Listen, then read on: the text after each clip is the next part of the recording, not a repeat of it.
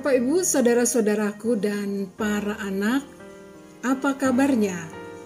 Kiranya hari ini tetap diberikan kekuatan dan ketenangan, damai, sejahtera untuk terus memotivasi diri melakukan kehendak-Nya.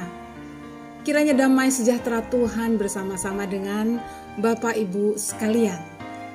Bapak Ibu, perenungan hari ini akan diambil dari kitab Yeremia pasal 1 ayat 1 sampai ayat 8.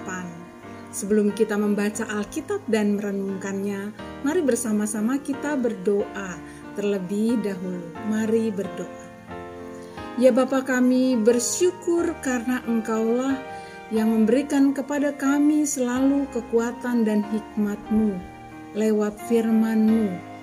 Kami sekali lagi hari ini mau membacanya dan merenungkannya. Bersabdalah kepada kami semua ya Bapa, supaya kami semua boleh menjadi anak-anak-Mu yang setia kepadamu. Di dalam nama Tuhan Yesus Kristus, kami mau melakukan kehendak-Mu dengan sukacita. Amin. Bapak, Ibu, saudara-saudaraku, inilah Yeremia pasal 1 ayat 1 sampai ayat 8. Demikian bunyinya. Inilah perkataan-perkataan Yeremia bin Hilkia dari keturunan imam yang ada di Anatot di tanah Benyamin. Dalam zaman Yosia bin Amon, Raja Yehuda, dalam tahun yang ke-13 dari pemerintahannya, datanglah firman Tuhan kepada Yeremia.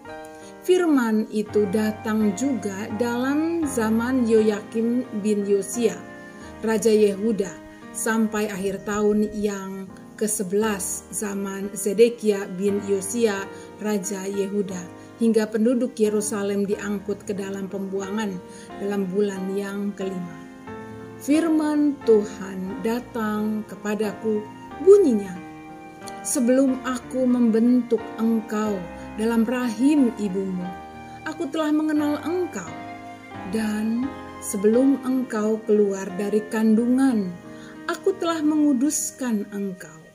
Aku telah menetapkan engkau menjadi nabi bagi bangsa-bangsa. Maka aku menjawab, ah Tuhan Allah, sungguh aku tidak pandai berbicara, sebab aku ini masih muda. Tetapi Tuhan berfirman kepadaku, janganlah katakan aku ini masih muda, tetapi kepada siapapun engkau kuutus, haruslah engkau pergi. Dan apapun yang kuperintahkan kepadamu, haruslah kau sampaikan. Jangan takut kepada mereka, sebab aku menyertai engkau untuk melepaskan engkau. Demikian firman Tuhan. Berbahagialah Bapak, Ibu, saudara-saudaraku dan para anak yang mendengarkan firman Tuhan dan yang memeliharanya dalam kehidupannya sehari-hari. Haleluya. Bapak, Ibu, saudara-saudaraku dan para anak, dalam kehidupan kita sering menjumpai sekitar kita yang membutuhkan kehadiran kita. Dan Tuhan memanggil kita untuk melakukannya. Namun, kita juga seringkali menolaknya. Alasannya adalah karena kita merasa tidak mampu. Tidak mampu bisa karena kita menghadapi diri kita tidak memiliki kecakapan atau tidak memiliki kepandaian. Atau kita memandang diri tidak menarik dan punya pengaruh. Lalu kita menolaknya atau menghindarinya. Hal ini juga terjadi pada Yeremia kan, ketika ia dipanggil untuk menjadi nabi. Agar Yeremia menyampaikan isi hati dari Tuhan kepada bangsa Israel. Pada saat itu Yeremia menolaknya.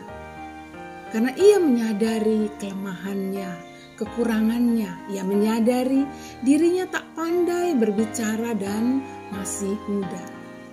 Demikianlah ia nyatakan kepada Tuhan untuk menolak panggilannya. Dalam memenuhi panggilan Tuhan, saudara-saudaraku, Bapak, Ibu, dan anak-anak, ingatlah bahwa Tuhanlah yang menghendakinya. Apakah Tuhan tak mengetahui keberadaan Yeremia yang sedemikian itu? Pastilah, segala hal kan ada dalam pengetahuan Tuhan. Jadi Tuhan sangat memahami kondisi Yeremia. Dan di tengah ketidaksempurnaannya itu, Tuhanlah nanti yang akan menyempurnakannya. Ternyata ketika Tuhan hendak memakai seseorang menjadi utusannya, Ia tidak mencari semata-mata kesempurnaan seseorang. Ia hanya mencari mereka yang mau karena sudah ditunjuk untuk taat pada panggilannya. Tuhan pasti memahami bahwa manusia itu tak sempurna.